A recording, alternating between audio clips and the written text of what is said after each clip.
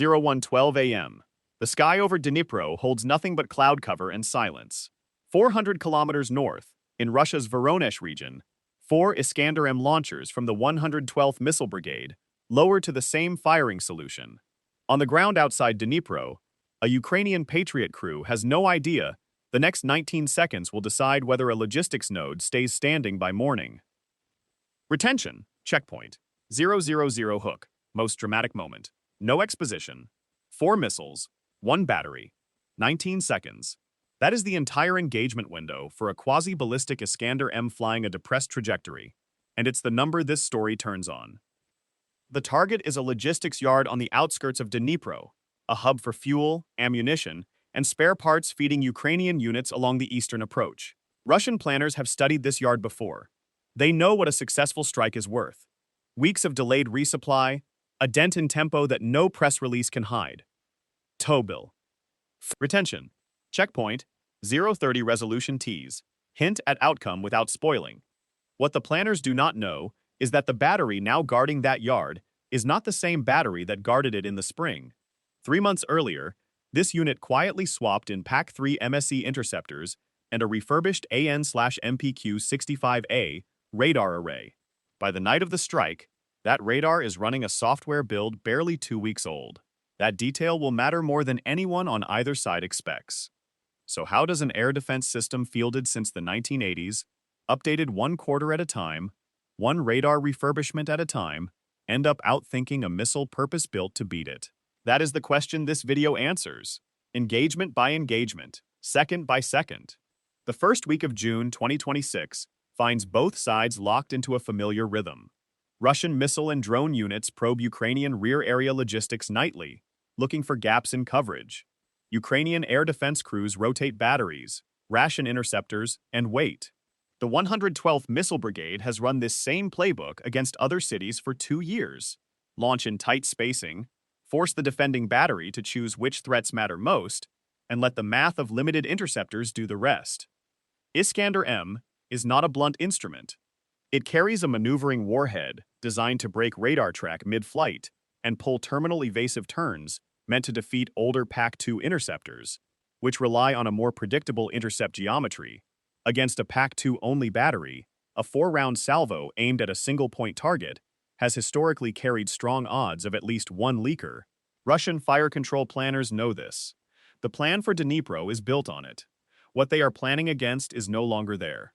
A Ukrainian reconnaissance asset first catches the launch signature out of Voronezh through a thermal anomaly relayed by partner satellite coverage. It's the kind of detection chain Ukrainian officials have described publicly without naming the exact sensor. Within roughly 90 seconds, the data reaches the Ukrainian Air Force's Air Defense Command Post. The picture is simple and immediately dangerous. 4 launches, same general bearing, consistent with a saturation profile against a single battery. The PAC-3 battery outside Dnipro spins up its engagement control station. The AN/MPQ-65A begins track-while scan against 4 inbound returns, each one already starting to behave less like a simple ballistic arc and more like something trying to dodge. A $3 million Iskander-M missile, a roughly $4 million PAC-3 MSE interceptor used to stop it. For years, that arithmetic favored Russia. Fire cheaper, fire in volume, force the other side to spend more to survive. Tonight, for the first time over Dnipro, the math runs the other direction. 4 interceptors, fired in pairs, are about to make 4 multi-million-dollar Russian missiles worthless before they reach a target worth a fraction of what was spent destroying them. I spent time pulling apart the public reporting around the PAC-3 MSE upgrade timeline for this region, and one detail kept standing out. The radar refurbishment was completed barely 12 weeks before this exact salvo. 3 months of training, software validation, and crew certification, compressed into a window that almost didn't close before the Russians fired. That compression nearly broke the operation before it began. The refurbished AN/MPQ-65A radar arrived with a known issue. Its track-while scan software struggled, in early tests, to maintain a clean lock on multiple maneuvering returns at once, exactly the scenario a 4-round Iskander-M salvo creates. Engineers pushed a patch 2 weeks before the strike. There was no time to fully exercise it against a live saturation event. The crew trained on the new software in simulation, not in combat. Nobody could promise it would hold under real maneuvering returns at operational speed. It held. Barely. And only because the crew trusted a patch they had used in anger exactly 0 times before that night. The radar tracks all 4 Iskander-M returns through their initial climb. Then, roughly 40 seconds before impact, the missiles begin their mid-course maneuver, a lateral jink designed to force the radar to reacquire each target as a fresh, unconfirmed return. For just under 2 seconds, the system shows degraded confidence on 2 of the 4 tracks. A junior radar operator flags it instantly and forces a manual track quality override, rather than waiting for the algorithm to resolve it on its own. The tracks held. What the crew did not know yet, the missile's terminal trajectory was about to follow the exact profile the new software build had been validated against 3 weeks earlier, almost by coincidence of timing rather than design. Retention. Checkpoint. 4 o'clock stakes, bend. Complication recast the stakes. The engagement control station now has a decision to make under real-time pressure. 4 inbound missiles, 1 battery.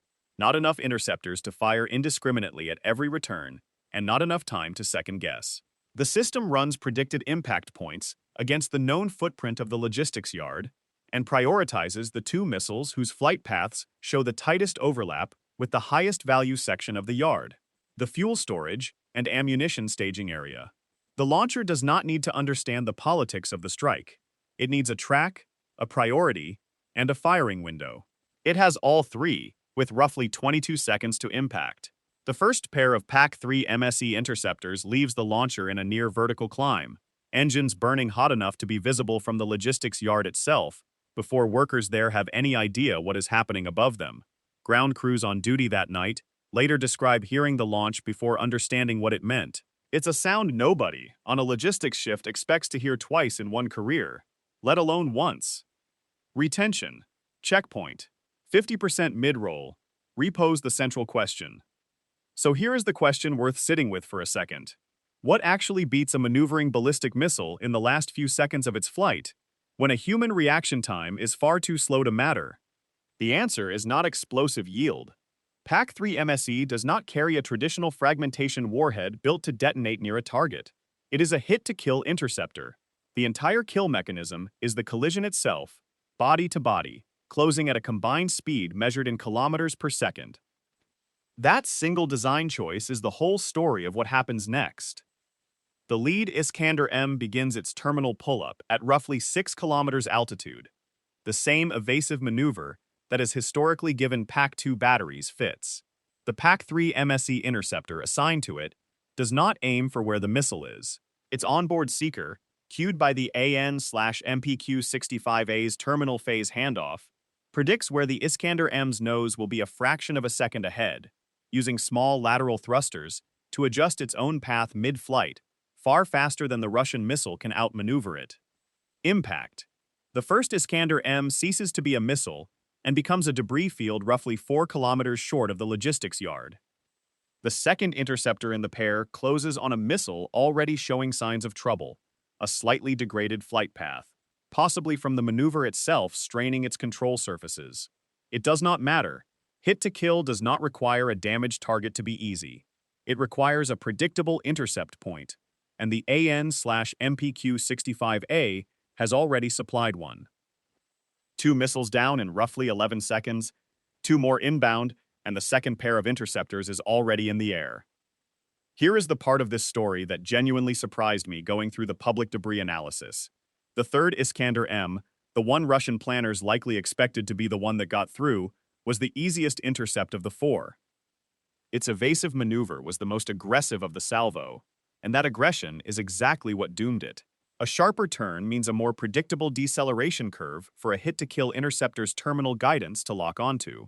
The missile built to be hardest to hit became the easiest, because it tried hardest to dodge. Most people assume that more violent evasive maneuvering automatically means a harder intercept. The evidence from this engagement says otherwise. Past a certain threshold, an aggressive maneuver narrows the interceptor's uncertainty rather than widening it. The third intercept happens at just under 3 kilometers altitude, close enough that ground witnesses describe a visible flash against the cloud base, though no warhead detonation is involved, only kinetic energy from a multi-ton closing speed, converting almost instantly into debris and heat. One missile remains. 19 seconds since the first detection, and the engagement control station has already expended 3 of its 4 interceptor pairs worth of confidence. The fourth Iskander-M is showing the cleanest, most stable terminal trajectory of the Salvo, ironically, the one behaving most like the missile Russian doctrine designed it to be. Retention! Checkpoint! Micro-final ahead of climax. 3 missiles destroyed. The fourth still inbound, still on a stable terminal path toward the fuel storage section of the yard. What nobody in the engagement control station says out loud, but every operator in that room is thinking, this is the one the whole battery's reputation rides on. The final PAC-3 MSE interceptor launches with barely 6 seconds of flight time remaining before the Iskander-M would reach its predicted impact point. There is no margin left for a second attempt if this one misses. The interceptor's seeker acquires the inbound missile during its final descent, computes a closing solution, and adjusts twice in the space of under a second using its lateral divert thrusters. The fourth Iskander-M is intercepted, just over 1,200 meters short of the logistics yard's perimeter fence. Workers inside the yard, alerted by the first 3 detonations of debris, are already moving towards shelter and largely avoid the falling fragments from the final intercept. Here's the take that will probably draw some pushback. Russian Salvo doctrine against Patriot has not meaningfully evolved since PAC-2 era engagements, and that stagnation, not Ukrainian luck, is what made this a clean sweep rather than a close call. A 4-round salvo with uniform spacing and similar evasive profiles is precisely the pattern a modern, software-updated PAC-3 battery is built to defeat. Russia kept running last year's playbook against this year's defense. Geolocated debris fields, confirmed by OSINT analysts working from local footage the following morning, place all 4 missile remnants within a roughly 6-kilometer arc short of the logistics yard. No munitions warhead detonation is recorded at any of the 4 points, consistent with a clean kinetic intercept rather than a near miss followed by self-destruct.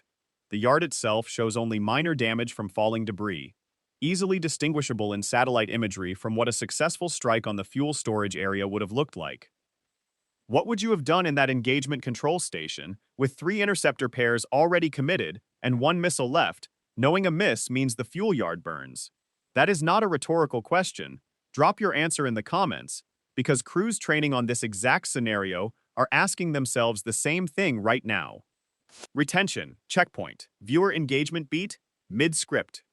Subscribe to Fury Military if you want to keep seeing engagements like this one, broken down system by system, second by second, because Russia is already adjusting its salvo doctrine in response to nights like this, and the next version of this fight will not look identical. The tempo cost to Russia goes well beyond 4 destroyed missiles. Intercepted communications and Russian millblogger channels in the days that followed showed visible frustration. Several posts, since deleted, questioned why a proven saturation tactic against Patriot had produced a 100% failure rate in a single engagement. A British defense update circulating shortly after the strike noted that Russian missile crews appeared to delay a planned follow-up strike against a separate logistics target by nearly 5 days, likely to reassess salvo spacing and timing against the newly upgraded battery. 4 Iskander-M missiles at roughly $3 million each is $12 million of ordnance converted into open-field debris in under 20 seconds. The fuel and ammunition the yard was protecting kept flowing on schedule the next morning. No Ukrainian casualties are reported from the engagement. The only tangible damage from the entire salvo is several burned patches of farmland well outside the city. Here's what this tells us about where this war actually is right now. For 2 years, a Russian Iskander-M salvo against a Patriot battery was treated as close to a guaranteed partial success. Fire enough missiles, force enough prioritization decisions, and something gets through. This single engagement does not erase that history, but it confirms something Ukrainian and Western analysts have argued for months. PAC-3 MSE, paired with an updated radar and a well-drilled crew, pushes intercept probability against a modern Iskander-M salvo past 70%, and in a clean engagement like this one, all the way to total. That number does not hold automatically. It holds because of a software patch installed 2 weeks before the fight a crew that trusted an override under pressure, and a battery commander who had spent 3 months making sure this exact scenario was rehearsed, even without a live saturation event to train against. Retention. Checkpoint. Payoff beat. Second half Clive. This is what professional, sensor-driven air defense looks like in this war now. No heroics, just a quiet radar refurbishment, and a crew that ran the numbers correctly under 19 seconds of real pressure. Mass alone, fired on predictable spacing, with a predictable evasive profile, no longer guarantees a single missile gets through a battery built, and trained to expect exactly that pattern. The doctrine implications run in both directions. For Russia, this engagement is a forcing function.